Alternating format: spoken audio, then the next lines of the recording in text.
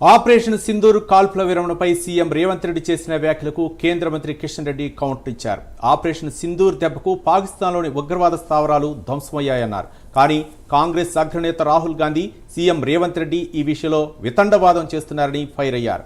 Rahul Gandhi Revanth Reddy operation సింధూర్లో ఎన్ని Rafale యుద్ధ విమానాలు కూలిపోయాయని కాదు, ఎంతమంది ఉగ్రవాదులు మరణించారని అడగాల్సి ఉందని చురకలంటించారు. దేశ భద్రతకు సంబంధించిన సున్నితమైన అంశాలను కాంగ్రెస్ నాయకులు ప్రశ్నించడం వారి బాధ్యతారాహిత్యానికి నిదర్శనమని కేంద్ర మంత్రి కిషన్ రెడ్డి విమర్శించారు.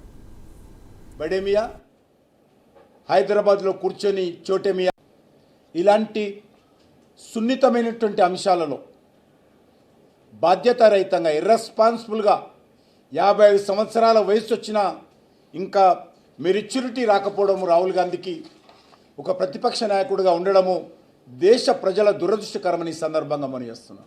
బడేమియా మాటలకు ఒత్తాసుగా చోటమియా రేవంత్ రెడ్డి మాట్లాడము copy to copy, same to same ఏదైతే రాహుల్ గాంధీ మాట్లాడాడో బడేమియా, హైదరాబాద్లో కూర్చొని చోటమియా అదే విషయాలు ఒక అక్షరం పొల్లుపోకుండా నిన్న భారత సైన్యాన్ని, భారత ప్రభుత్వాన్ని ప్రశ్నించడం జరిగింది. ఇలాంటి వాక్యాలతో మన దేశం యొక్క సైనికుల యొక్క శౌర్యము, ధైర్యము, పరాక్రమము, త్యాగము, సాహసాన్ని అనుమానించే విధంగా ఈ యొక్క నాయకుల వైఖరి ఉన్నది.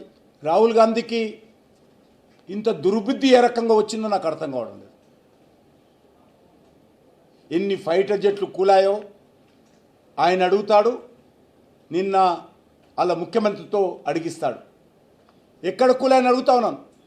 ఏ ఆధారంతో మాట్లాడుతున్నారు?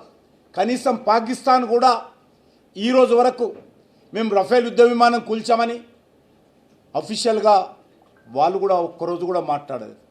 రాహుల్ గాంధీ మరి చైనా డ్రోన్లను పొగడడం, పాకిస్తాన్ సంబంధించినటువంటి దాడులను పెంచి చూపించడము, మాట్లాడము ఇదేదో దాచుకున్న సంఘటన కాదు.